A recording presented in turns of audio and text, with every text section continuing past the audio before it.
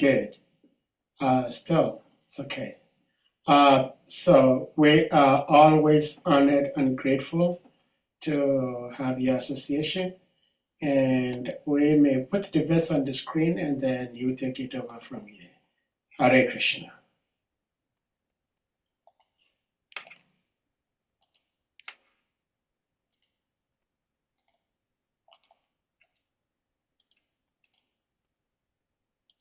Om Namo Bhagavate Vasudevaya.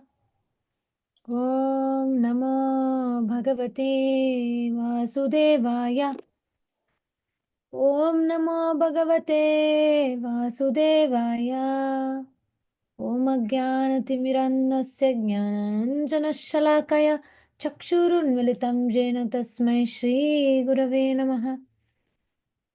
Mukhakaroti vachalam pangoram gayate girim Yatkripa tamaham mande Shri Guru Dinatarinam Paramanandamadavam Shri Chaitanya Ishwaram Nama Om Vishnupadaya Krishna Prashtaya Bhutale Srimate Jayapataka Swami Nitinamine Nama Acharya Padaya Nitai Kripa Pradayane Gaurakata Damadaya Nagara Grama Tarine Nama Om Vishnupadaya Krishna Prashtaya Bhutale Srimate Bhaktivedanta Swami Nitinamine Namaste Saraswati Deve Gauravani Pracharine Nirvishesha Shunyavadi Paschatya Deshatarine Jai Shri Krishna Chaitanya Prabhu Nityananda Shri Advaita Gadadhara Srivasadi Gaura Bhakta Vrinda Hare Krishna Krishna Krishna Hare Hare Hare Rama Rama Rama Hare Hare Grantaraj Srimad Bhagavatam Ki Jai Srila Prabhupada Ki Jai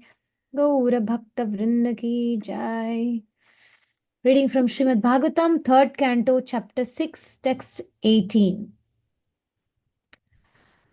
Tvacham asya vinirbinnam vivishurdisyam aushadihi amshena romabhi kandum yair ashau pradipadyate.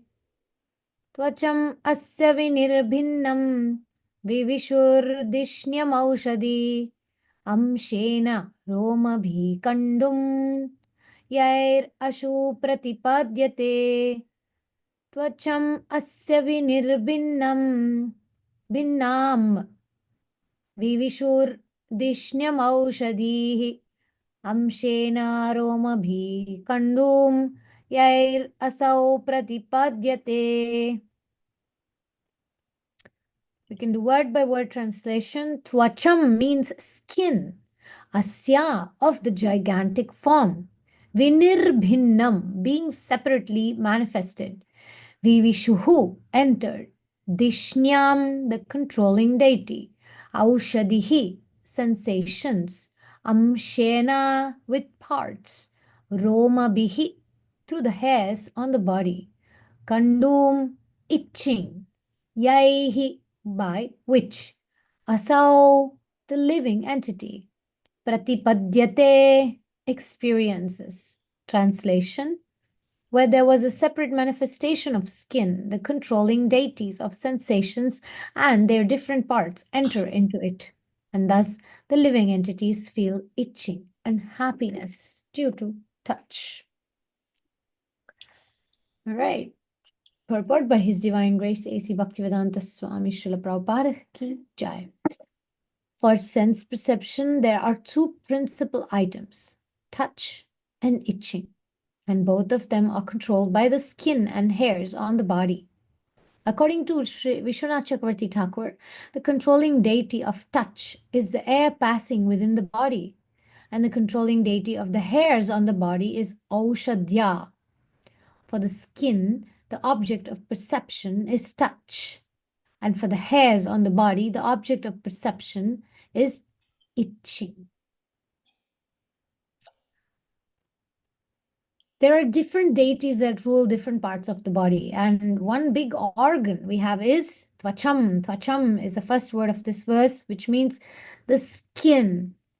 Can I request Sahadev Prabhu, can you kindly make me co-host so I can share my screen? I have a slide. You are co-host.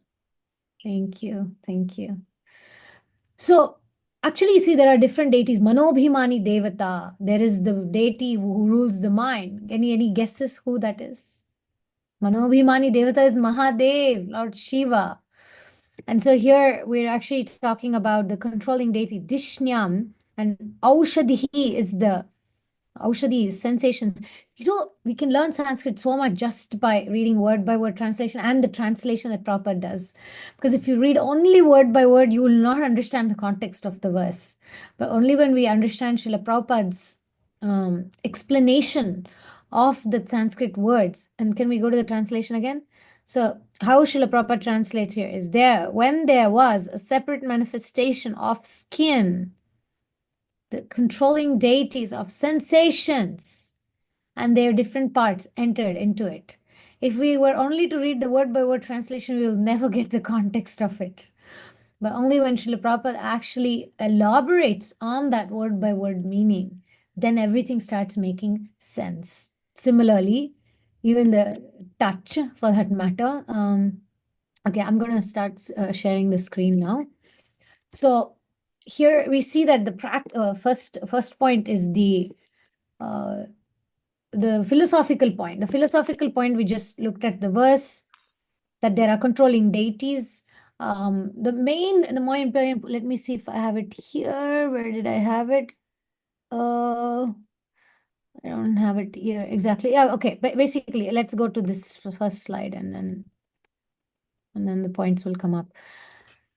Okay, slide. All right. I think you can see this now. Good. Actually, I'm gonna do the presentation version. So I'm just gonna do it like this, and go. Okay. Okay, I'm gonna stay here while the presentation goes on. So the relevance of this verse for us, tvacham, right? The skin is the biggest organ in our body. So the biggest organ in our body protects every sensation, every organ within us, it's protected. And it's not ordinary. Why? Because it's part of Krishna's arrangement, first of all. Krishna gives all these, eyes to see, mouth to speak, ears to hear, and he gives us the biggest organ. Actually, skin is the biggest organ in our body. Thank you. There's a lizard here confirming that. So every human, every living entity has this big skin, right? There's a part of the body it's a very important organ. Now, the sense perception, therefore, is actually divine. It's sacred because the ability to feel touch, it is a gift of Krishna. Just like the ability to see is a divine, sacred gift of Krishna. The divine, imagine if we're not able to see. Imagine if we're not able to smell. Imagine if we're not able to feel the touch. Even if our body gets burned by fire, it'll be gone if we do not experience it. When you put my hand in the fire, immediately it burns, so we remove it. So that's a gift of Krishna in two ways, right? One is a protective function, and the other is the experiential function. So therefore, the philosophical point here is this. Everything is interconnected. Everything. So the controlling deities of sensations, and according to this verse, it's indicating that there's a verse which speaks about prana, apana, vana, udana, samana, ananda, bharati, ramana. So the mukhya prana means the life air. So in this verse, it's very clearly indicated that Hanuman would actually be the original deity behind the other secondary deities. So there are hierarchy. There is Krishna, always the Supreme Personality of Godhead, and then he creates this material world, and then Mahadev and Parvati Devi, they have influence over this Durga. Durga means this fort of this material world.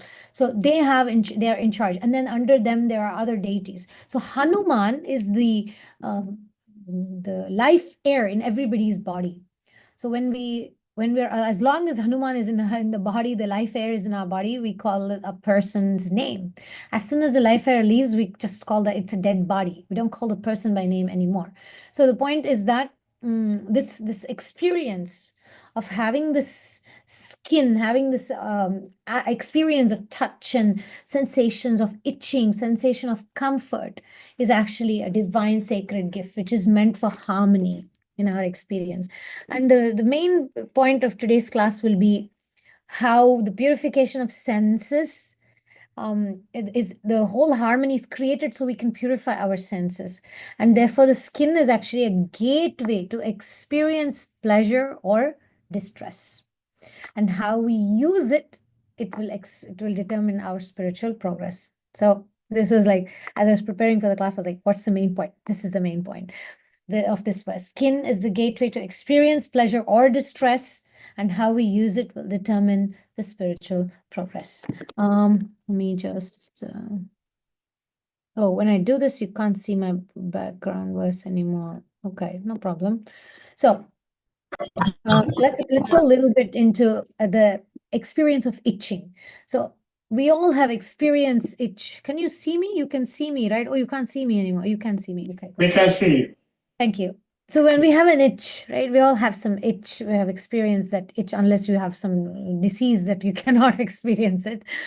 So if you have an itch, you scratch it. Initially, itch provides a little bit of relief, but if you continue scratching, it'll get worse, and it'll become irritation, it'll become allergy, it'll become inflammation, and it'll turn into wounds. If you see some dogs, especially in Africa and India, we see some dogs that they keep itching. They don't have that knowledge. They don't attend Bhagavatam classes, so they don't know the functions of the skin and the body. So they itch, and then you can see they're wounded and everything. So similarly, the material desires, whether it is a material desire for wealth or recognition, relationships, sensual pleasures, they promise satisfaction. Then they promise, right? And then itching, and then when I indulge in them, the stronger it grows, and then it creates a deeper dissatisfaction. Icha dvesha samuttena dvandva mohena bharata. Krishna says in the Bhagavad Gita that then we start forming, I like this, I don't like this. I like this touch, I don't like that one. So there's a whole duality.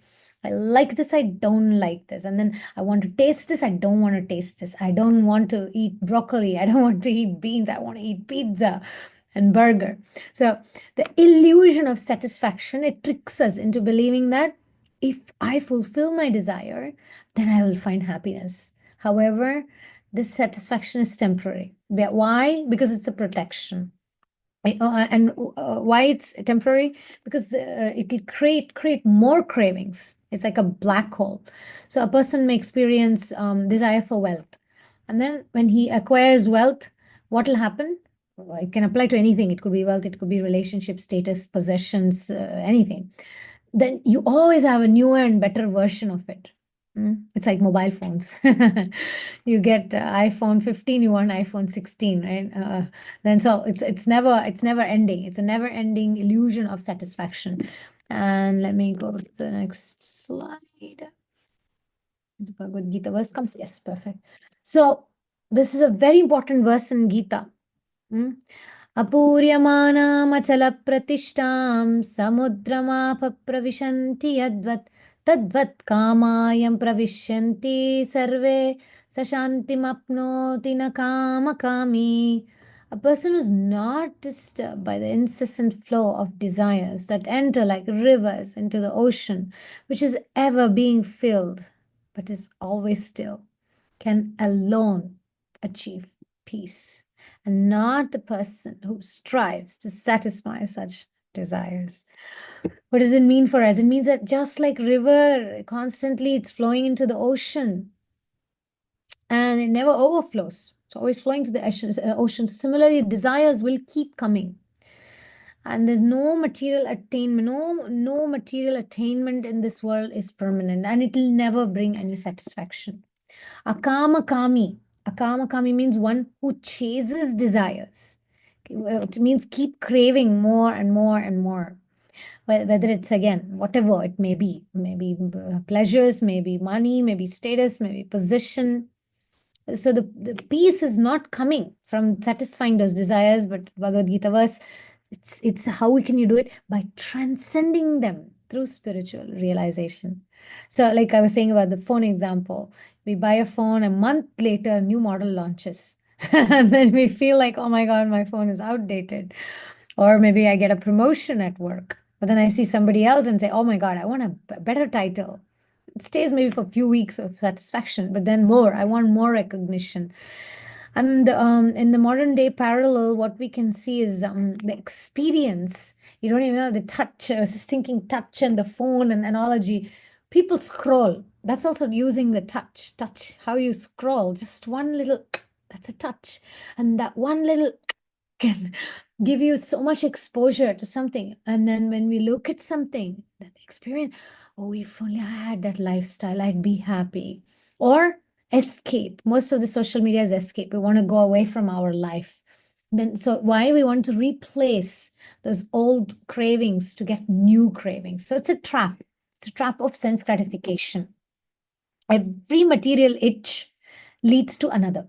So if you have to remember one thing from today's presentation, it's this: every material itch will lead to another. So just like food, I eat some delicious food and it can never do good. Overeating will always cause health issues. Relationships, pursuing relationships, running after people, running after pleasures, it'll always lead in heartbreak. We've seen and experienced. Or seeking social media validation. How many people will like it? How many people, oh, did they comment? Let me see how many people watched my status today. So it's that seeking validation, dependency on others. So that's also, Shastra explains that that's also the touch, because it's also the scratch. It's a mental scratch. It's a mental agitation. It leads to infections and scars.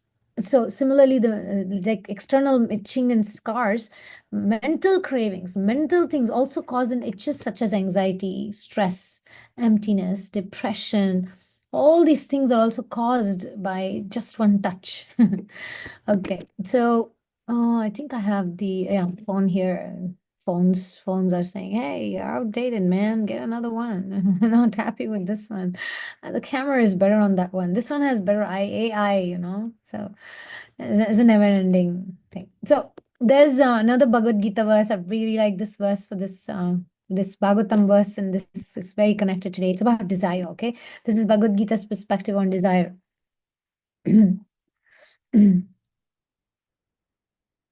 आवृतं ज्ञानमेतेन ज्ञानिनो नित्यवैरिणा कामरूपेण कौन्तेय दुष्पुरेणानलेन च.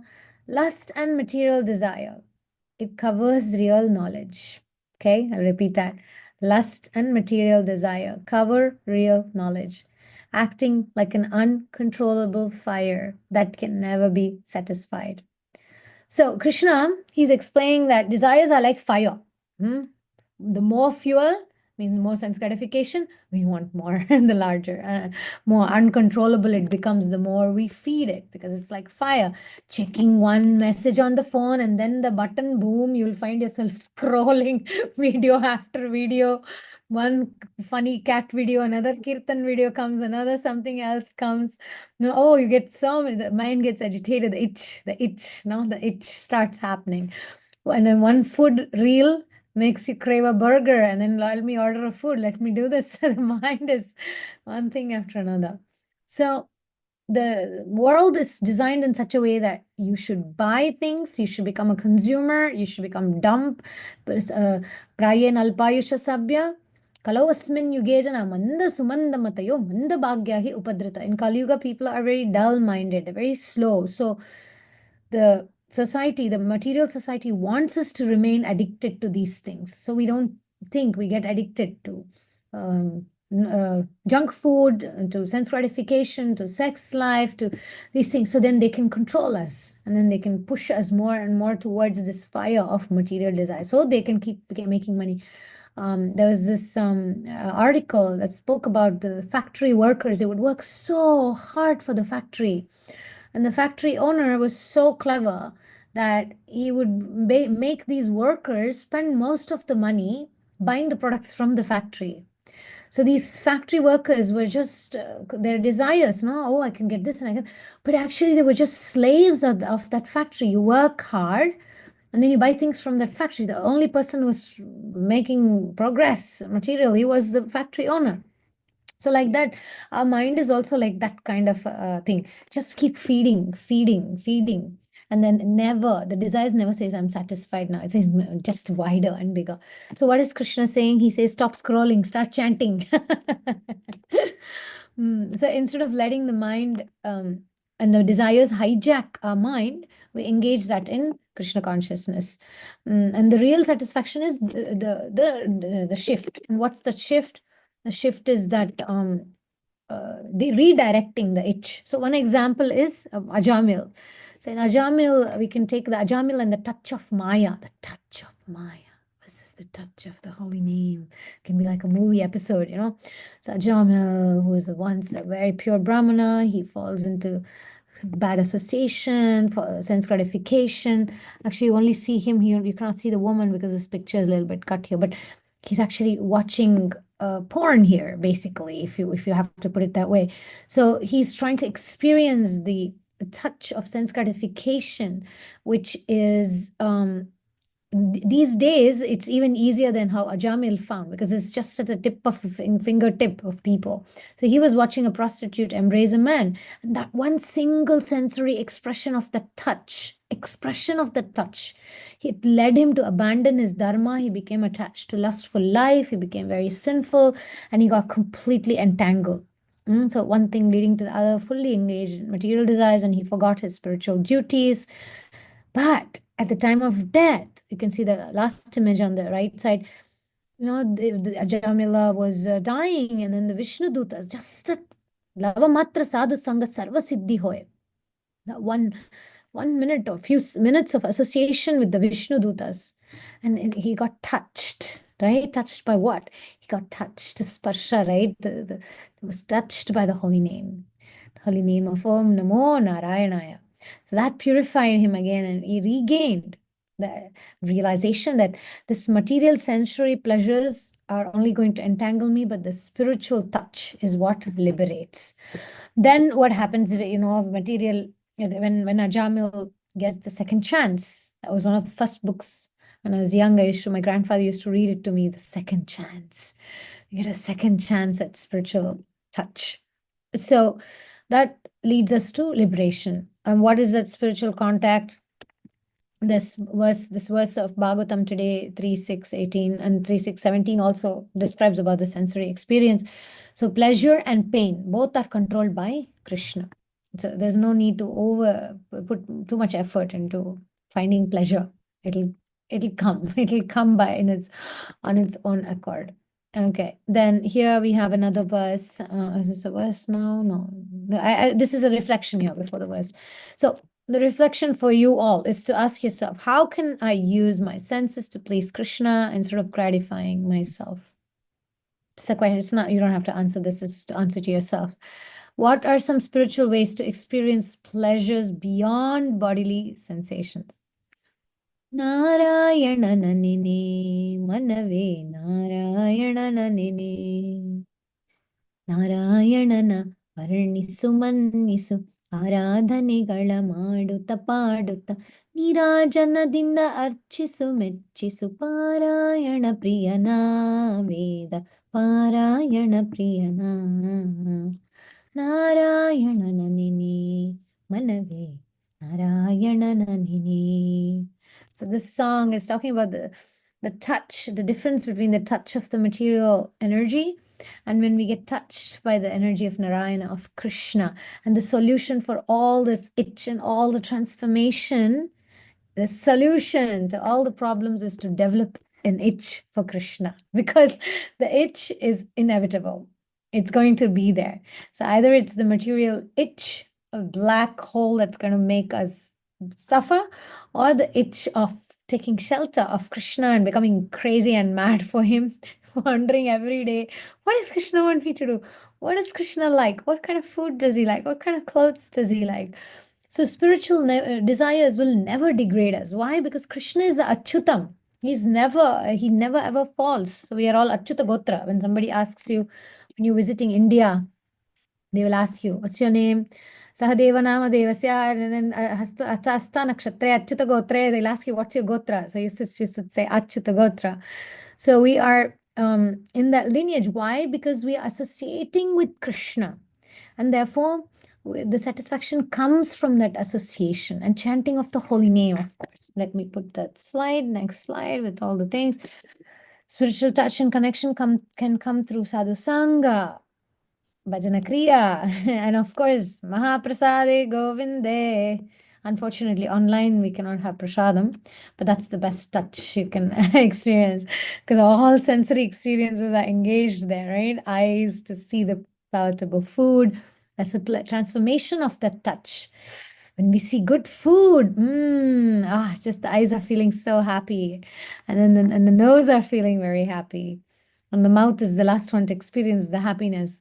We like, and then Mahaprasade Govinde, just the sound with the ear also experiences touch through Vani, through the vibrations.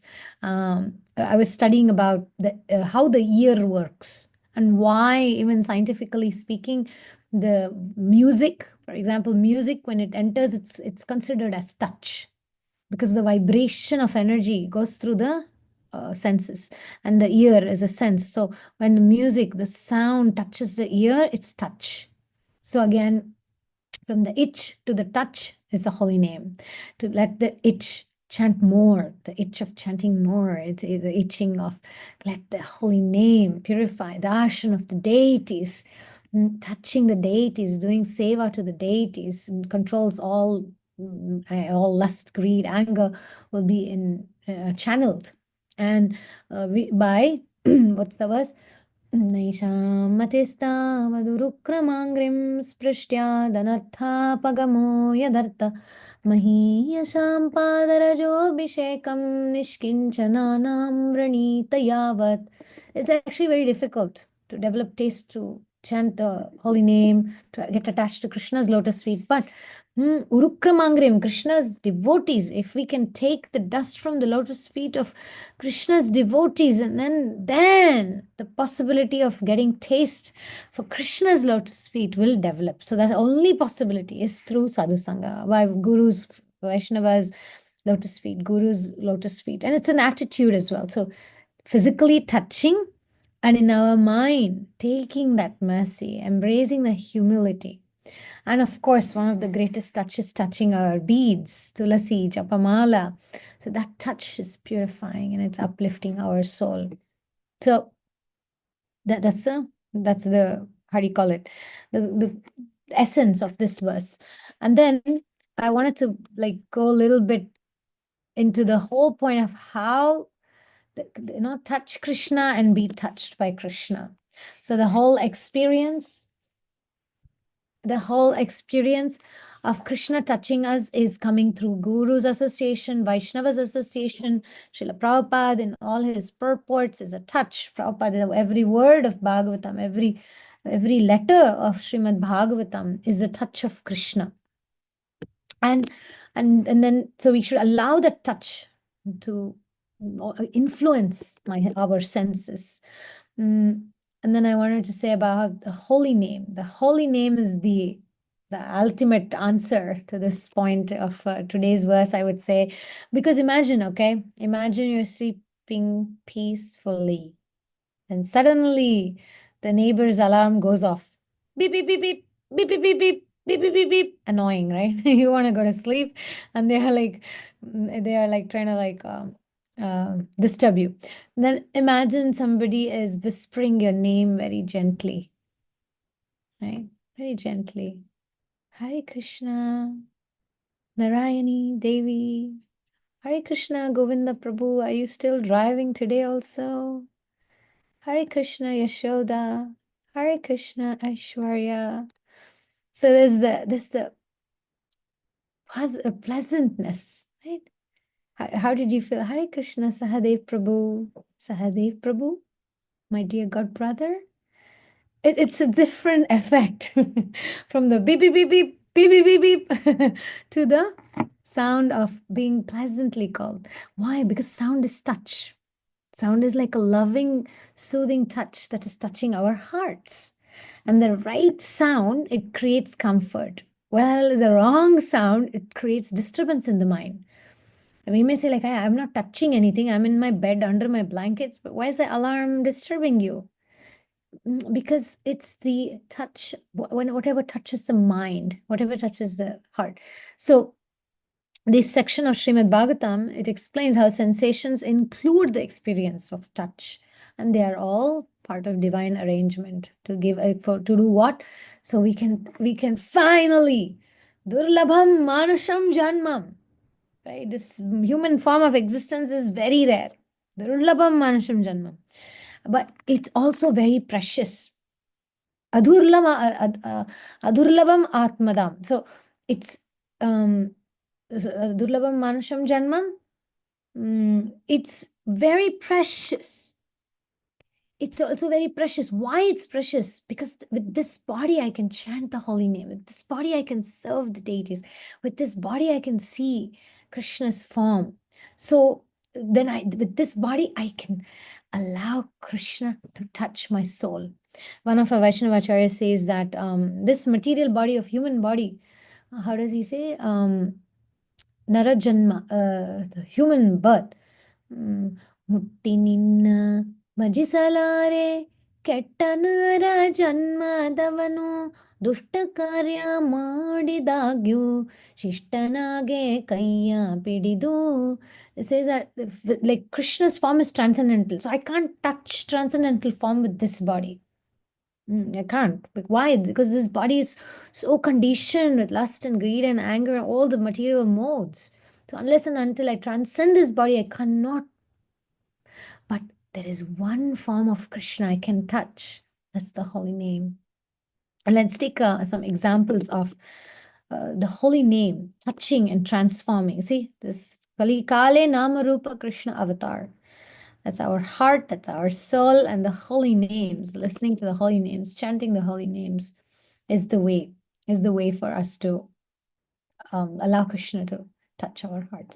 So one example is Dhruva Maharaj. When he was a small child, he was insulted by his stepmother. Her words were like a slap. But then later on, when he went into the forest and by the guidance of Narada Muni, he started meditating on the sound vibration. Om Namo Narayanaya. Om Namo Bhagavate Vasudevaya. So when Dhruva started chanting the holy name, the sound vibration of this holy name, he touched his heart and it transformed him. And the same happened with Ajamil as well. There was a shift, right? The touch of the material sensory experiences contaminated him, and the touch of the divine holy name transformed him. So the one holy name, Narayana, saved his soul. So the pattern, you can observe the pattern here. Words are not just sound, they're spiritual energy, and that can either elevate us or degrade us. And so if one single worldly sound can make such a difference, imagine. Even mundane music, people are very much into music.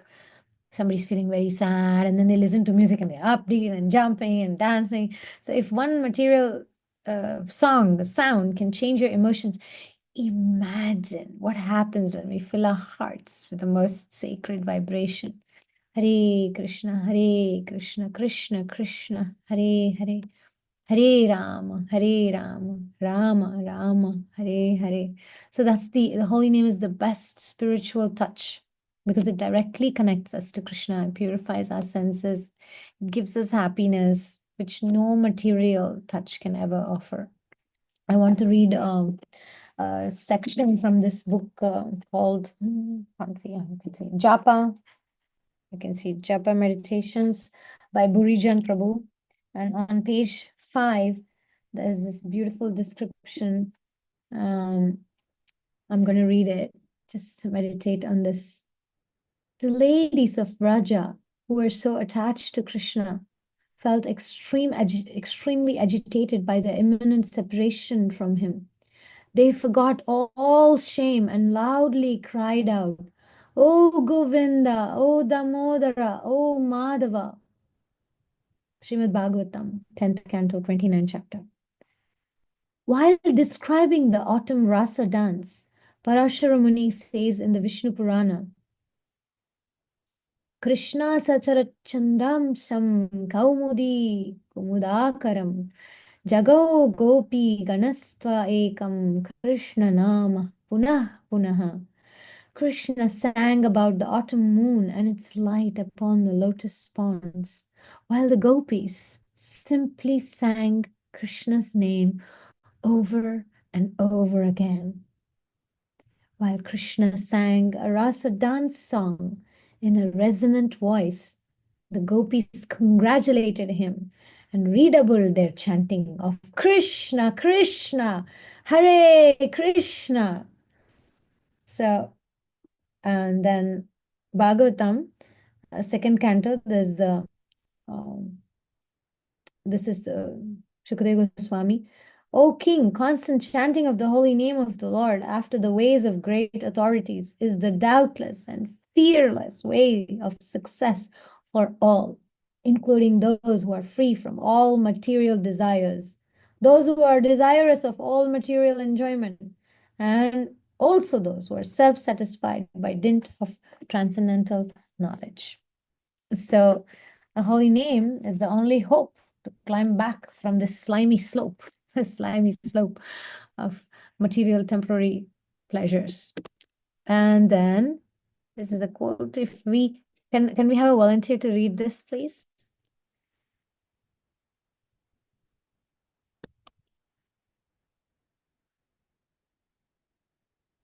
Anybody? Mataji, Please go ahead. if we hear properly, the holy name will enter through our ears into the region of our heart and shower down nectar. When we are lost in the ocean of nectar, we will see Krishna. Hare Krishna. How many of us would like to see Krishna? How many of us would like to touch Krishna? How many of us would like to experience this?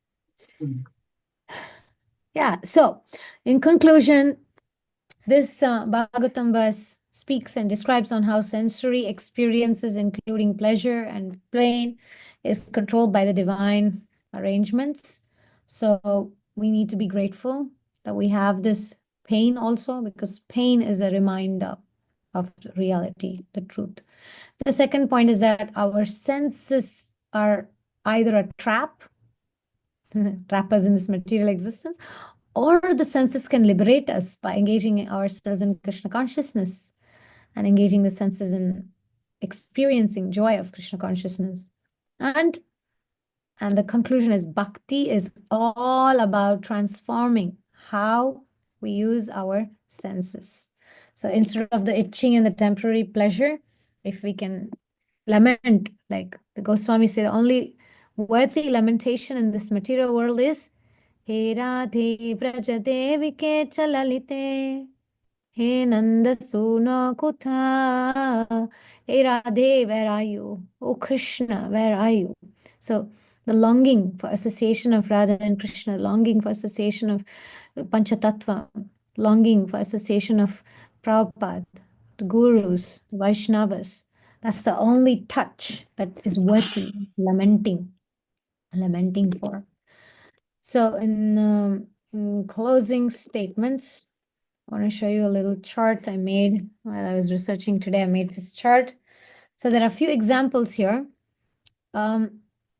Ajamil.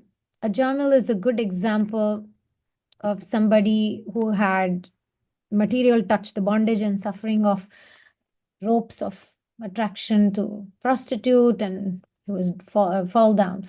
But then he also had the experience of spiritual touch, and he called out to Narayana, and he got purified and liberated. And there's example of King Yayati.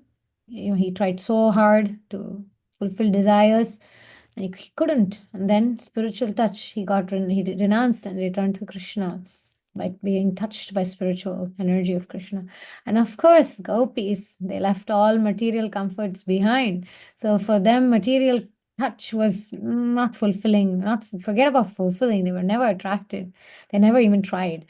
And then the spiritual touch is they experience divine ecstasy in Krishna's embrace. That's our path, right? That's the best.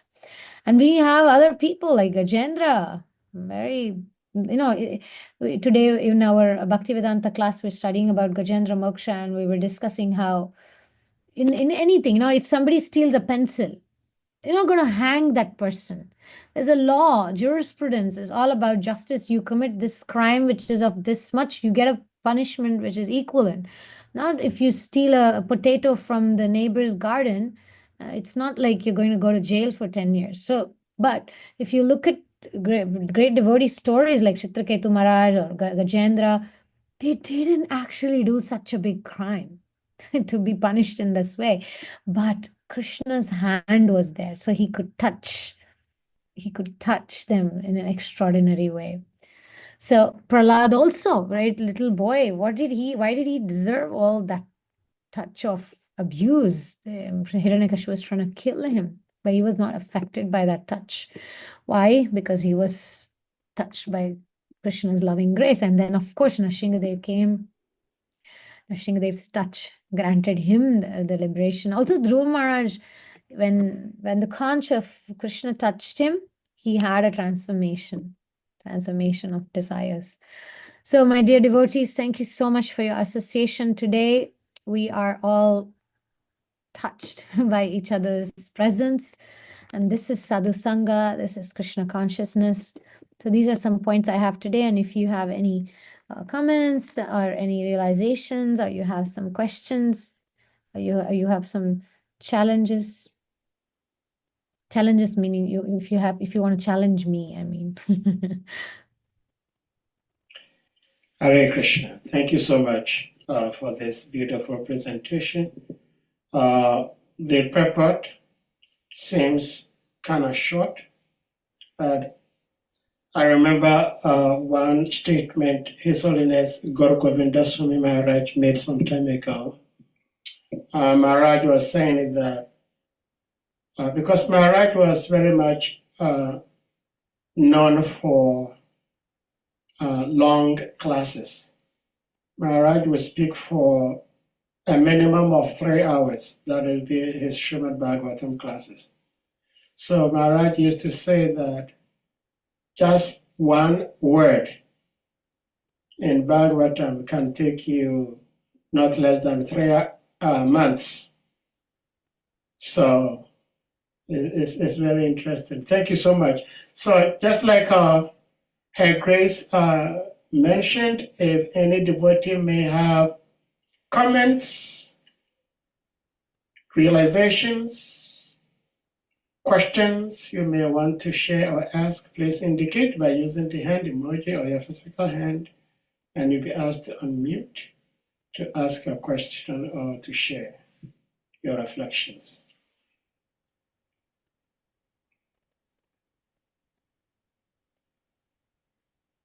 Well, Mother, we're talking about this skin, which is a sense of touch. And it is said that when you experience this touch, especially the touch of Krishna, it is very highly spiritual. Now, there are other beings that do not have skin.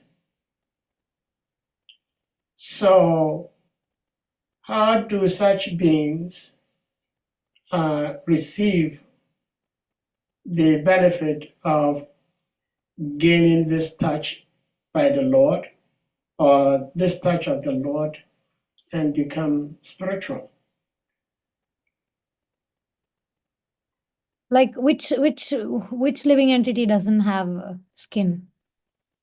Well, when we talk of in material biology, we have living and non-living things.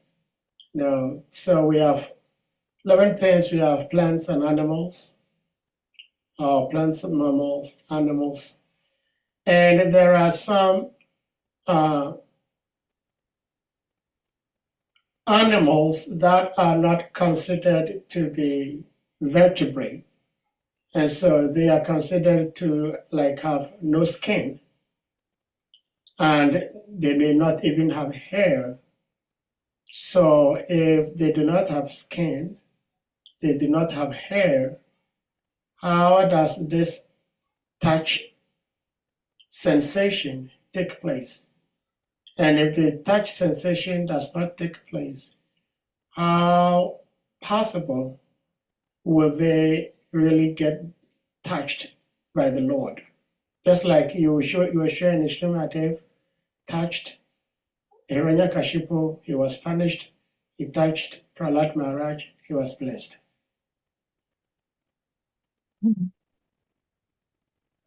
So, if I understand your question correctly, like there are two parts, right? One is like the biological, physiological differences among mammals and physical body.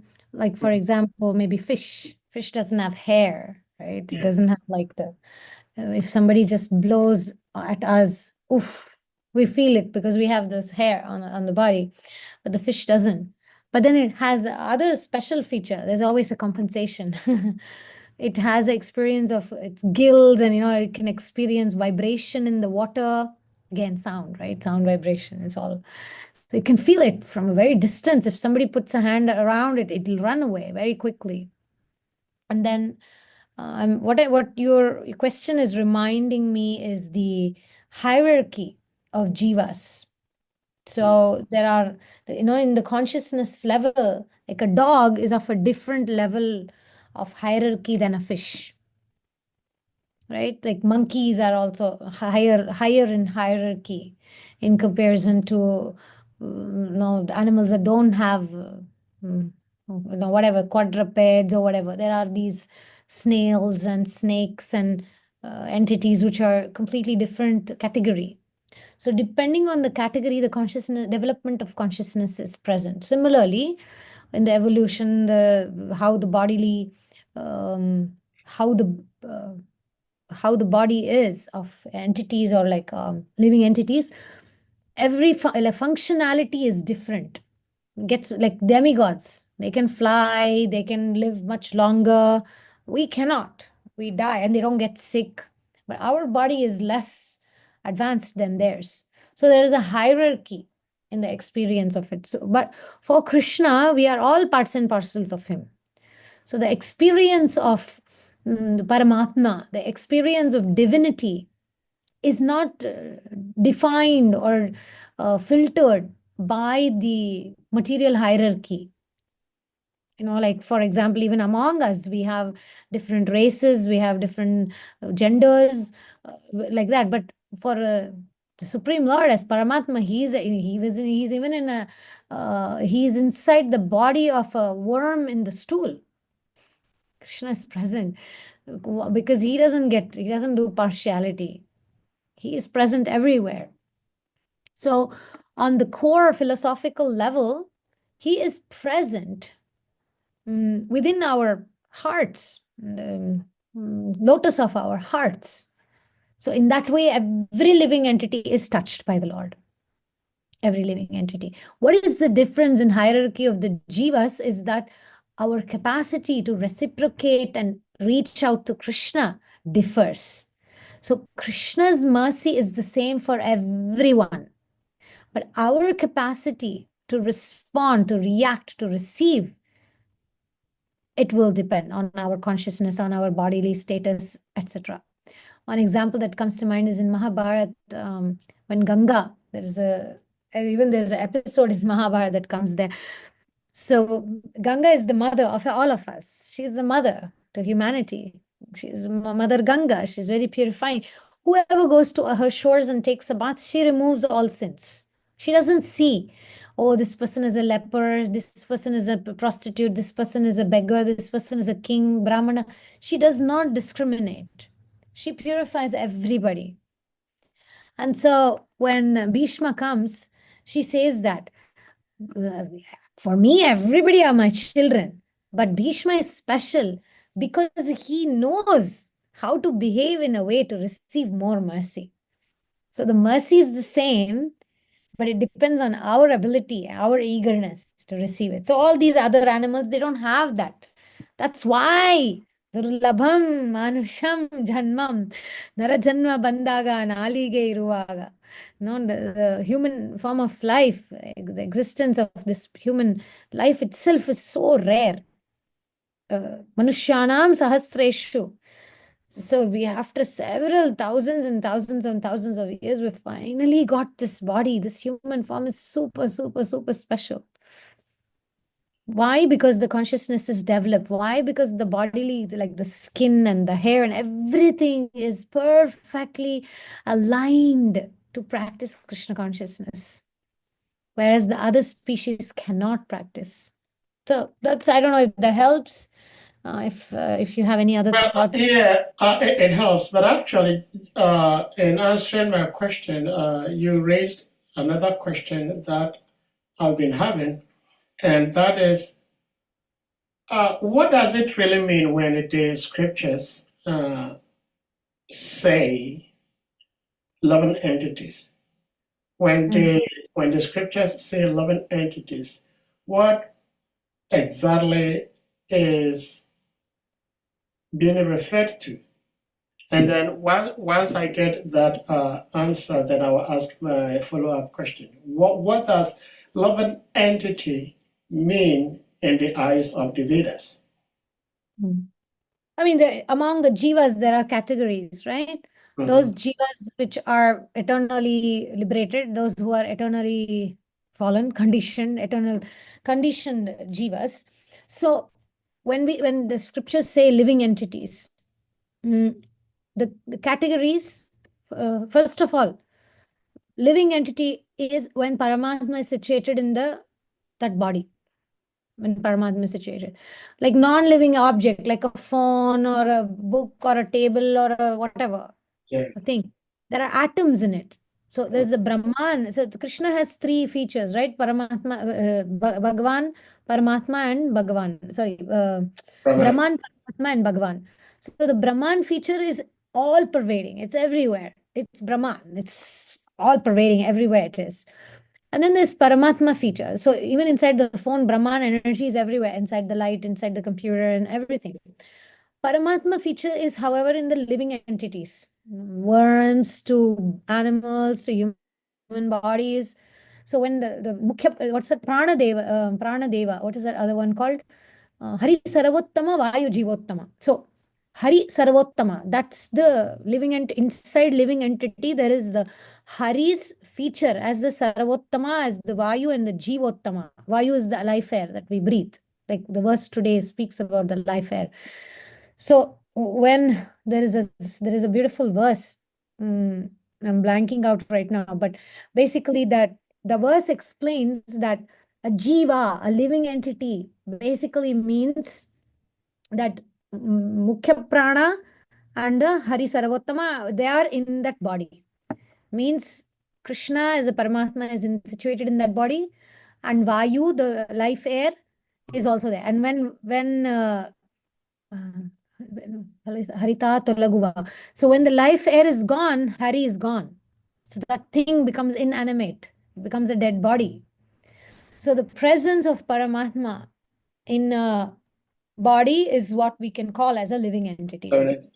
Well, thank you for the answer. The reason I asked is that we've been hearing from different scriptures that the super soul accompanies the individual soul, and the super soul is situated in the heart.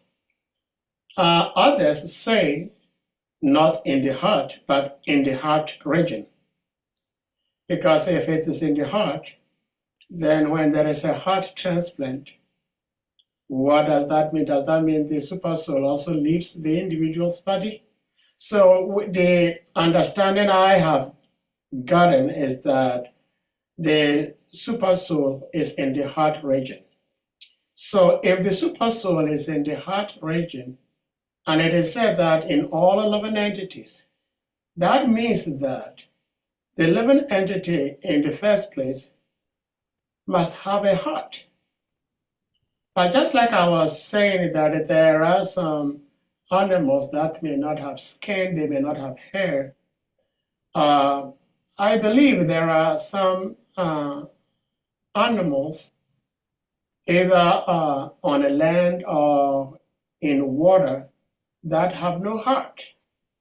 And if they do not have heart, and they're still considered 11 entities because they have the biological symptoms of life, they grow, they reproduce, they move, and they die, then how does the super soul take shelter in that body when that body has no heart?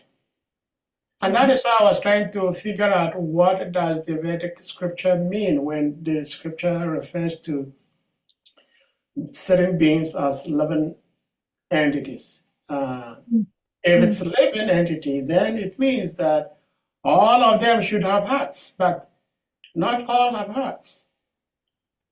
Yeah, it's a very interesting question. And yeah, Paramatma is the super soul. And let me just pull up the dictionary definition of heart. I think it's always good to go to the word definition to understand the purpose, right? The heart is a muscular organ found in humans and other animals. This organ pumps blood through the vessels. The heart and blood vessels together make the circulatory system. The pumped blood carries oxygen and nutrients to the tissue while carrying metabolic waste such as carbon dioxide. Okay, this is a dictionary definition of heart. Now, my understanding is that scriptures are always using creative license to describe certain things, right? So my understanding of heart is not the biological limited definition in terms of the bodily functions of circulation and the system from the blood vessels going up and down and pumping the blood.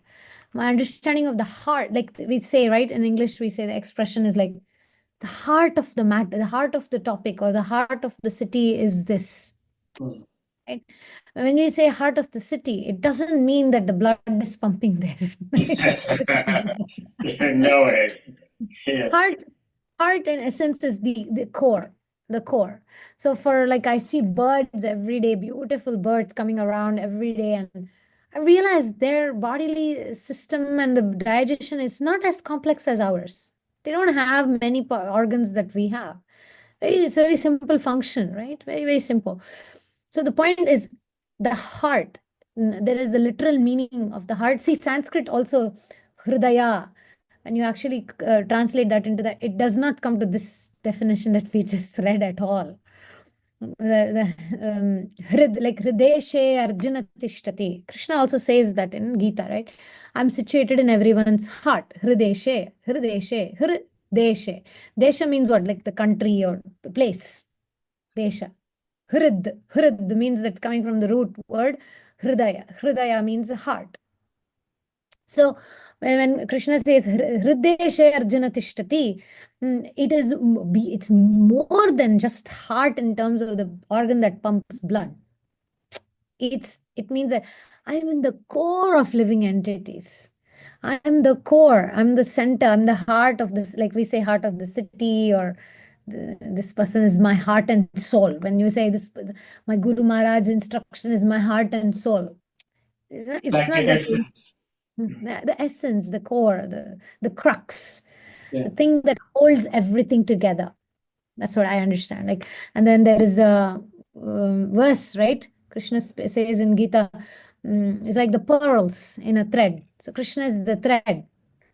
So it's kind of like invisible, but that's what holds everything together. All the pearls are strung by that thread. So Krishna is that thread factor that holds our existence, all our bodily functions.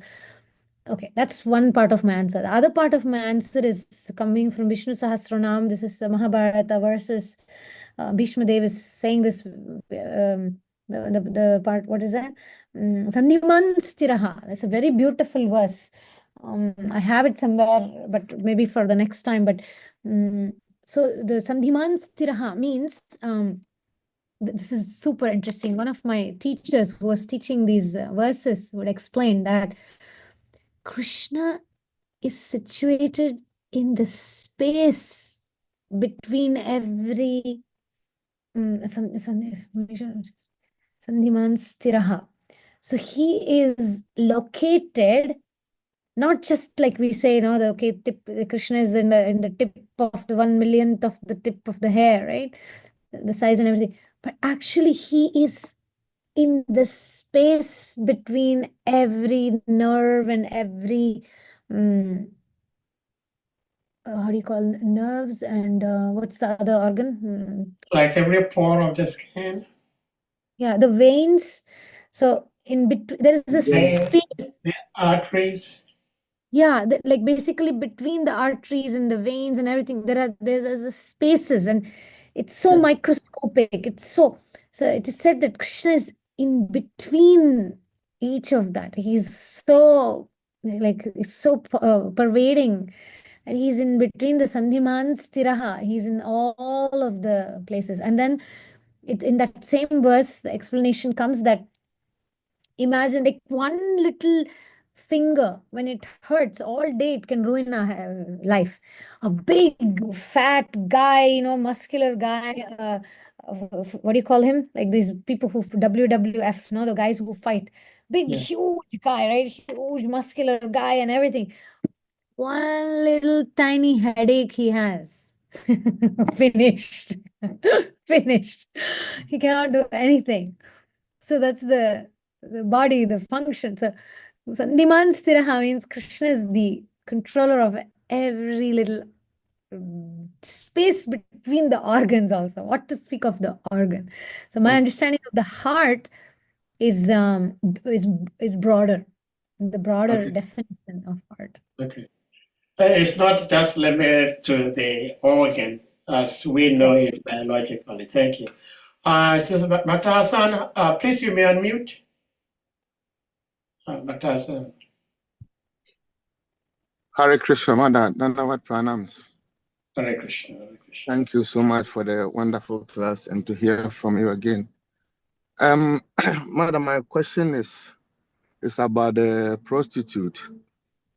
I can see that most of the time the prostitute play sometimes a part of some pure devotee's life. Like Lord Jesus Christ, peace be upon him, when Mary Magdalene gets in contact with him, he becomes a pure devotee. And the same to our dear Shira Haridas Thakur.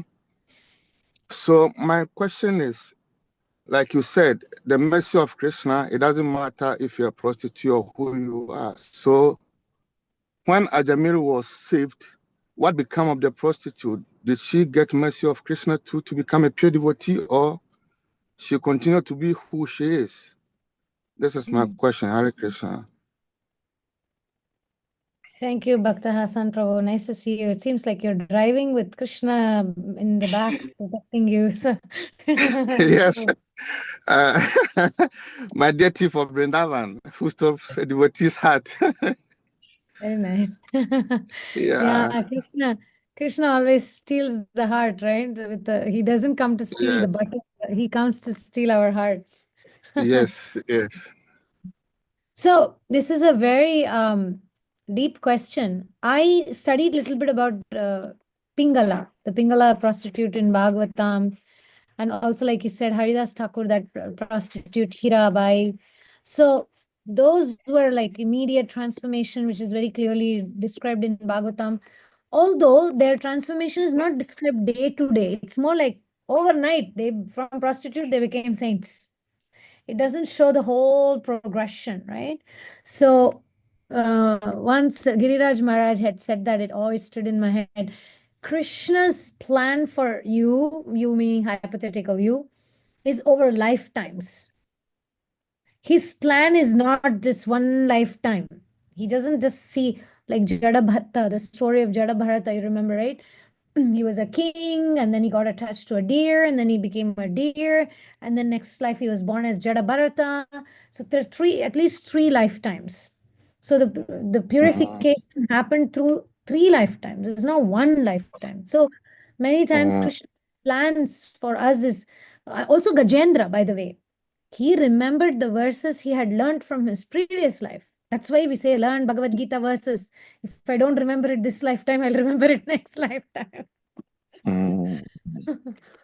So the point is, Krishna's plans are always long. He thinks long term. Because he has all the time in the universe, right?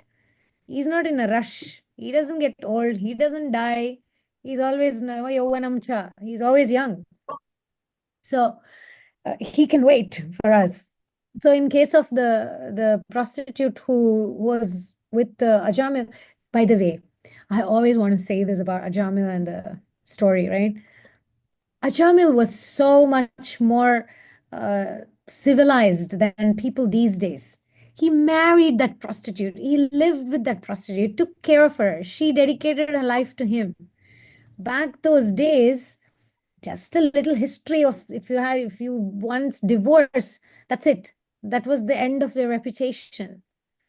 And then even though Ajamil went with that prostitute, the story calls the person a prostitute. But in today's if you do a modern parallel of Ajamil's story, he was quite a good grihastha in that sense.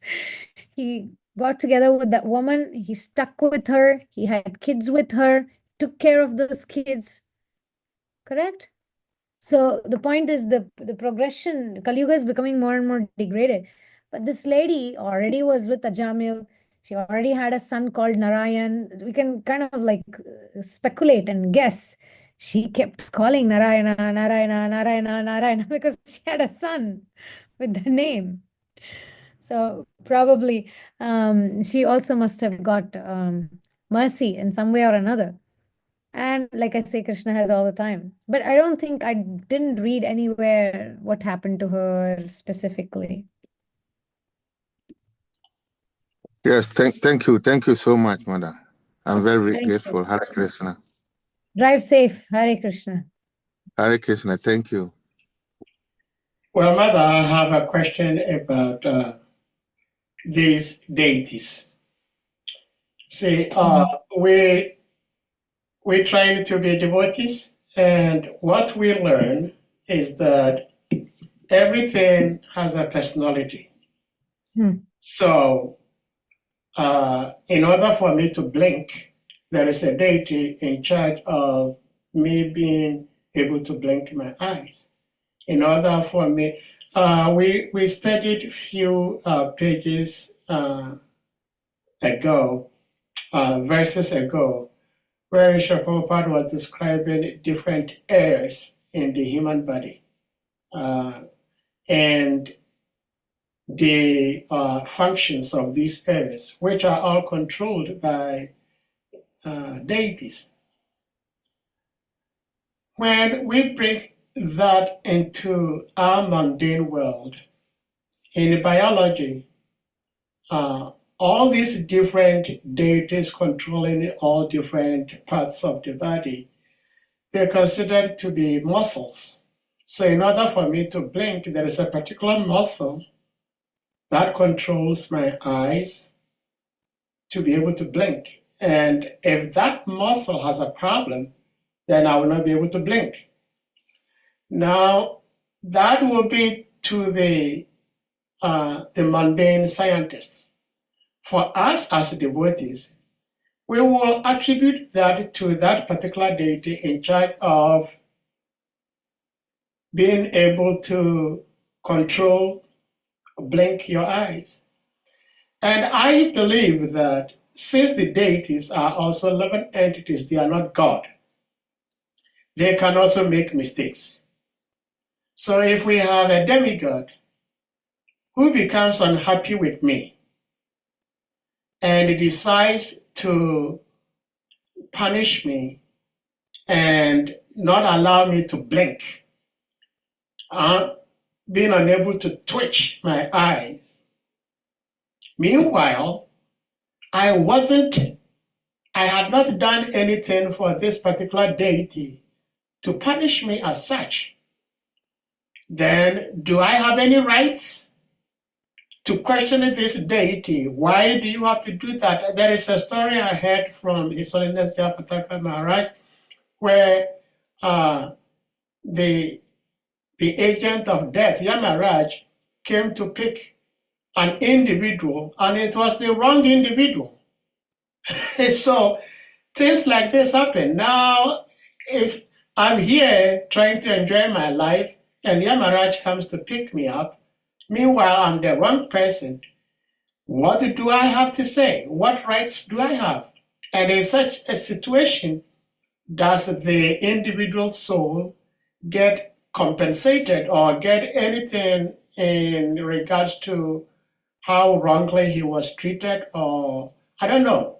Or we just have no control. They just, the demigods, the deities, they can do whatever they want. No, not that they can do whatever they want. So this is answered in the 8th canto of Srimad Bhagavatam. This question is very interesting because it comes in the Gajendra Moksha story. So when Gajendra was saying all these prayers, right? Adimula, he was going on reciting beautiful verses. Kachutali, Selayutali, Amakari Kalu, Raktamayavagi Tumbitu Kolada Niru. So he was calling out to the Supreme Lord, right? Achyutananta Shri Hariyannakayo, Sachidananda Parameshwaranekayo. So he didn't say the name of Krishna, but he was saying all the qualities of Krishna. Right? You're saying, oh, the one who's Adi Mula, who's the one origin of everything, one who's infallible. See, the word infallible comes in your context of the question of they can make mistakes. And then Chitananta Sri Hariyannakaya Satchidananda, he's completely eternal and he never like finishes. His term never ends, right? He's always the president. He never gets elected. Then demigods, some of the demigods become very, he's not calling us, let him suffer. Krishna is so difficult to attain. Krishna will never come to save him. So he's not calling us. He doesn't realize the importance of us. He's not even asking us help. So let him be, Haribol. They didn't care. They were just like, whatever. And then that's not the end of the story, though, right? Otherwise, that would be the end. That's in the middle of those sections. Then what happens? Krishna proves them wrong.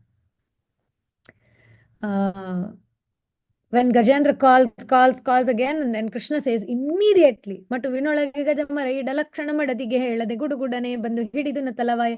he immediately jumps on Garuda and he thinks, why is this Garuda so slow? So one of the Puranas says that he was even faster than Garuda. He took Garuda on his shoulder and he came faster.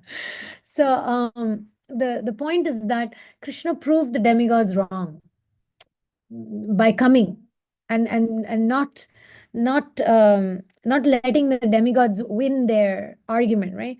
Then at the end of which chapter is this? Third chapter? Yeah, I think third or fourth chapter of 8th canto.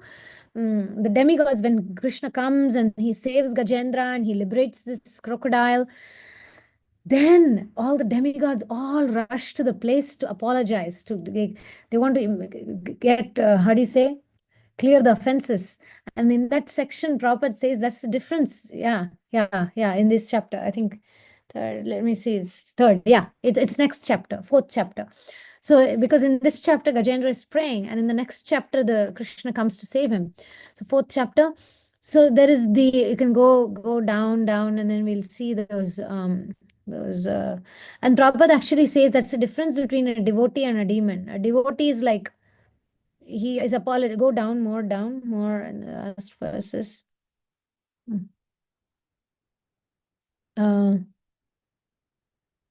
Okay, somewhere Agastya Muni. Yeah, Gandharvas, you see, yeah, exactly there. The Lord awarded him the status of Swarupya Mukti in the presence of the Gandharvas, the Siddhas, and other demigods who were praising the Lord for his wonderful transcendental activities. So the point is that they were, I'm not described. So they were initially very like, it's not going to happen. He's not going to be saved. Krishna is not so easy and this and that. And then now they come up and then they shower when Krishna comes, they shower flowers, and it is said specifically, they don't shower flowers only on Krishna. They shower on Gajendra also. So the point is, in this story of Gajendra Moksha, mistake happened. The demigods did become a little bit proud, entitled, looked down upon, whatever. But then they immediately corrected themselves. So the point is that if a mistake was to happen, see, all these demigods are just expansions, Virata Rupa of Krishna. They're all expansions. And if by any situation they do commit some mistake, like you say, you call it compensation, but I would call it mercy. Then Krishna will make sure, not for benefit of Gajendra. Gajendra is already saved now. But for the benefit of the demigods, Krishna is going to give an opportunity to the demigods to make it right. And so they showered flowers also on Gajendra. Like that. And I mean, yeah, I mean, that kind of opens up a whole question. I asked ChatGPT about the demigods, the internal organs and the deities. So it gives all this, you see, for example, ego, ahankara is Rudra. The function is false identification, self-assertion. So we will, like you said, what did I do? Why do I have this pain in this particular part of my body? Maybe we were some problem in the brain or something. Maybe we misused our intelligence or decision making. So some reaction comes. And then the other one here, I was looking, see all these things. Feet is Vishnu, Upendra, Vamana, genitals is Prajapati, anus, Mitra. People may have, what do you say, piles or something. Say, why I have this pain? Why I have this problem? Maybe there was some karmic thing there. So they're getting some purification there. So there's always there's always a reason. Akarana, what's it? Sarvakarana Karanam. Right? Krishna is the reason of all the reasons. So he has a purpose. For devotee, he has a better purpose. So thank you so much, my dear devotees. It's almost 10 Yes. p.m. here. I need to go to Yeah. rest. Do my Gajendra Moksha prayers tomorrow morning. Thank you so much. Thank you so much for being with us, even though it's late your time, but you still are here with us. Dear devotees, we're going to humbly request you all to kindly unmute, and we all chant Hare Krishna Mahamantra to express our deepest appreciation to our revered speaker and sister, Her Grace Sri Radha Govinda Jai. Hare Krishna, Hare Hare Krishna, Krishna, Krishna Hare Krishna Hare, Hare Hare, Hare Hare Rama, Rama, Rama Rama, Hare Hare. Hare Pancha Kalpa Tarupyascha Kripa Sindhya Patitana Pavanebhyo Vaishnavabhyo Namo Namaha. Ananta Koti Vaishnava Ki Jai. All glories to Her Grace Shri Radha Govinda Devi Ki Jai. Glories to assembled Vaishnava Ki Jai. Jai.